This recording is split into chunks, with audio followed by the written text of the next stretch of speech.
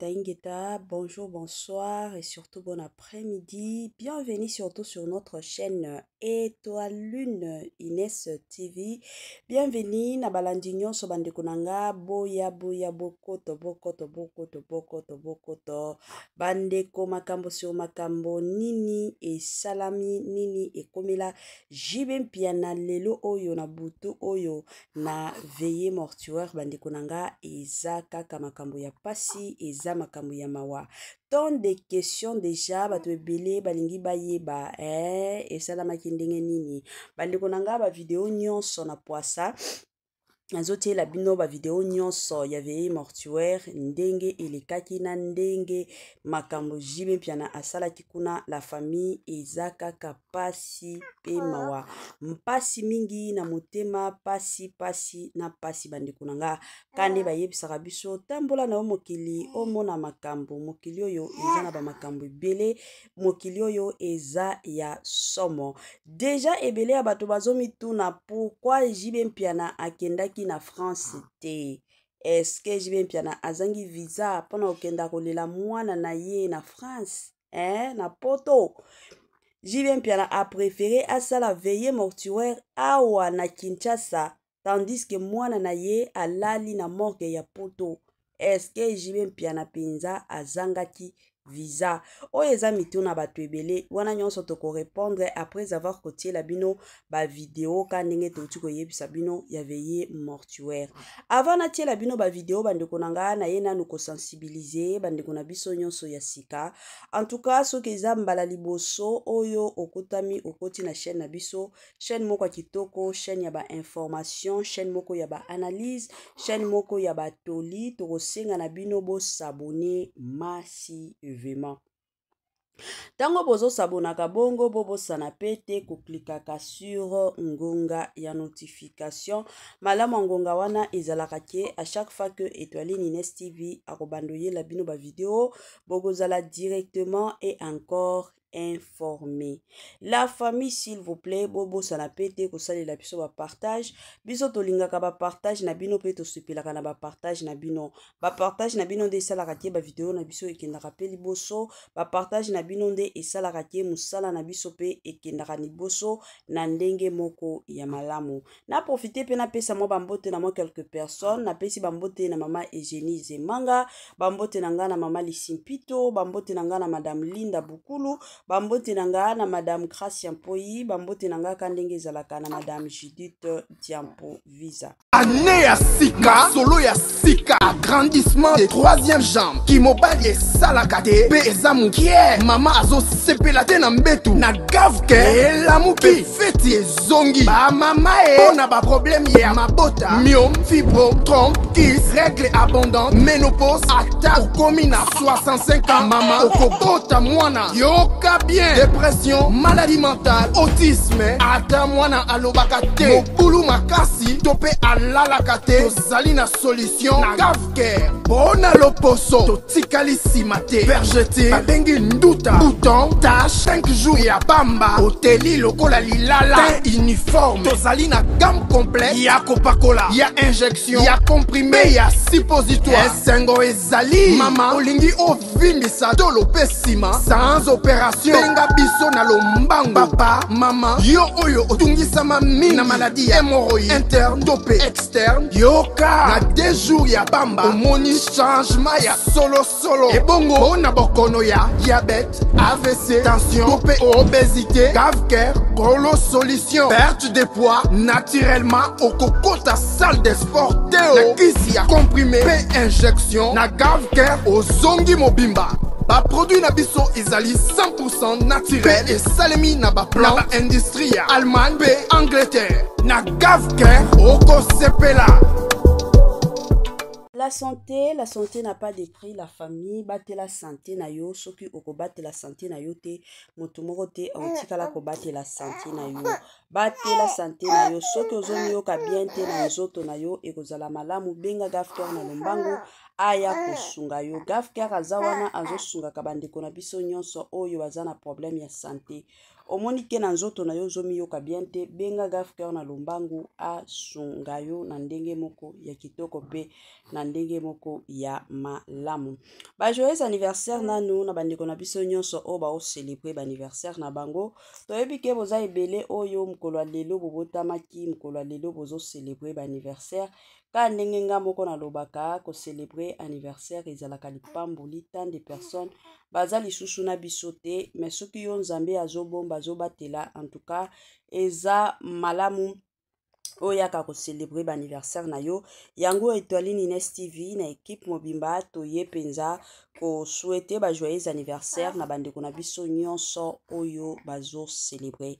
Nos sincères condoléances na bandeko na biso nyonso o baza na matanga. Kande tolobaka tango matanga yaka eyebisaka mutu te ke non lelo na koya lobi kuna nazokende pa ba kingandi. Matanga yaka na ndenge nango, na cadre nango, na système nango, la famille yango Étoile Nines TV na équipe mobimba toye penza ko présenter ba sincères condoléances na bandeko nyonso o bakufeli papa, bakufeli mama, bakufeli yaya noko, tata mwasi, mama kulutu. En tout cas toye penza ko présenter ba sincères condoléances na bandeko na biso nyonso oyo baza na matanga. Courage, courage na ba o nyonso bazoleka to bazolekisa ba moment moko très difficile. Toyebi ke tokomaka na moment moko bandeko nanga ba situation mosusu omoni ke ba situation ezo marcher bien te, ba situation ezo kende bien te, mosusu ozolukaka libala na nzela na yo ezo yaka te, ozolukaka mabota na nzela na yo ezo yaka te, mosusu ozolukaka voyage ezo simbaka te. En tout cas quand ndenge Bible yebisaka biso que rien n'est impossible à notre Dieu, totangamaka na Yesu totiela Yesu na biso confiance, ye moko nde mopesi solution, ye moko ayebi mokolo nini akoya kopesa biso solution na ndenge moko ya malamu pe na ndenge moko ya kitoko. Voilà la famille, natiela bino nanu ba vidéo bino moko bomona makambo oyo elekaki na veillée mortuaire. Je m'excuse, ya mwana na biso na kombo ya Océane Piana. Bandeko, eza spasi pe mawa, eza makambo ya kolelisa tolanda et on se retrouve juste après.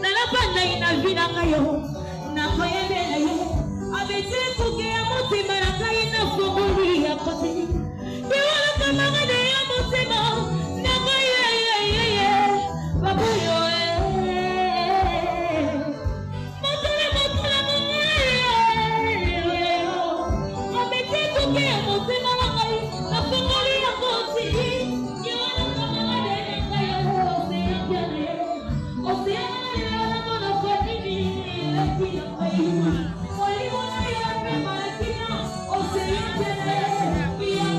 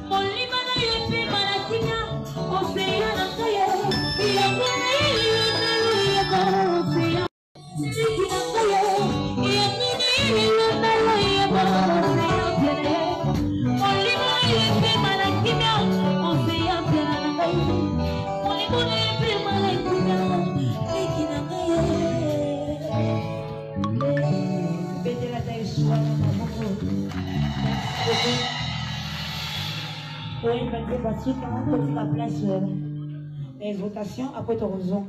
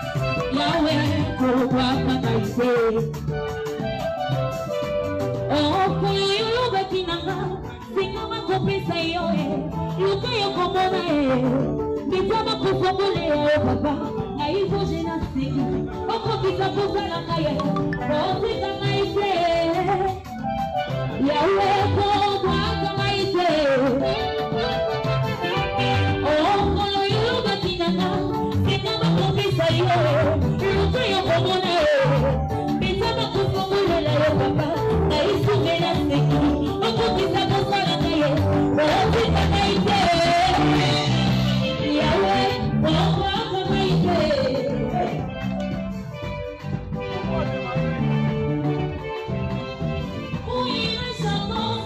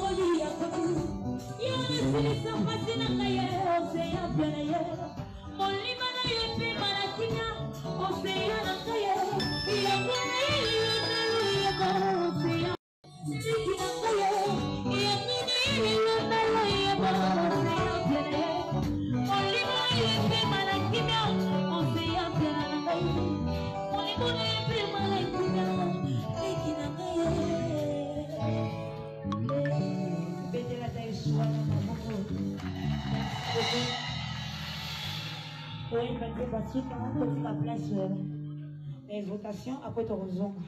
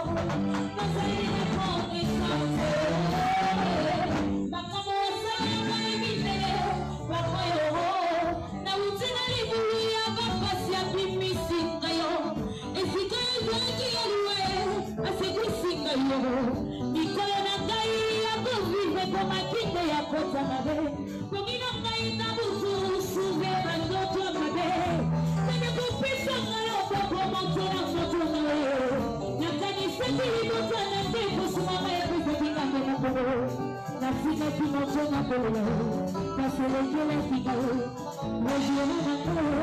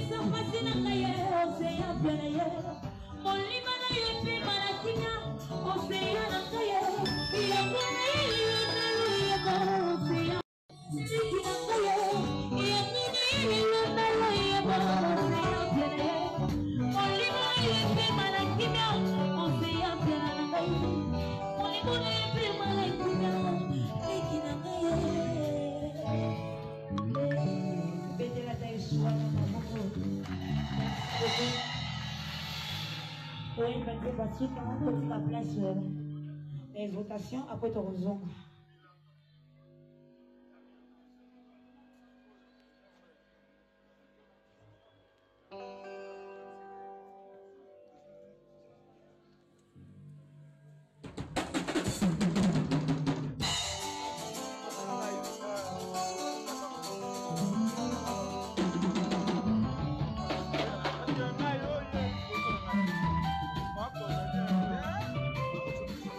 Sigo,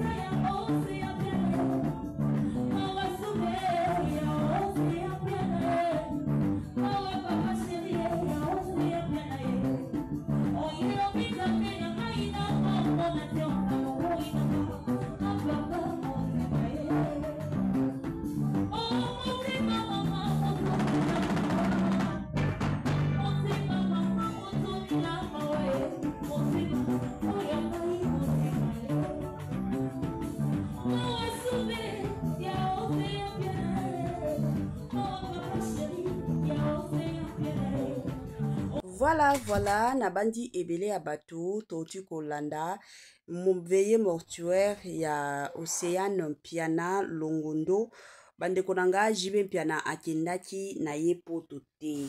Jibe mpiana akendaki kolela mwana na ye na poto te. Jibe mpiana aleli mwana na ye awa na kino. Selon ba source d'information ba ye kopesa biso que jibe mpiana aboyaki na ye kokende kuna. Oh, il paraît que tozwaki mo ba appel kande totika ba numéro ba téléphone. Alobi que il paraît que oh ba congolais ba bando kanela ye ke ba kobeta ye comme kandenge boyebi ba makambo ezoleka ebele sur les réseaux sociaux que non jibe mpiana lekisi mwana yango sikoyo ekomaki kobangisa ye akende. En tout cas information oyo kande toyebisi bino eza quelques personnes nde babengaki biso bapesaki biso bongo, mais totikala koyoka ngo na monoko ya jibe mpiana ye moko te. Mais je suis sûr et certaine que ata soki information wana jibe mpiana moto abimisaki yango moyen ye moko jibe mpiana aya koloba ngo sur les réseaux sociaux elotikala kozala te pe akolobaka yango te.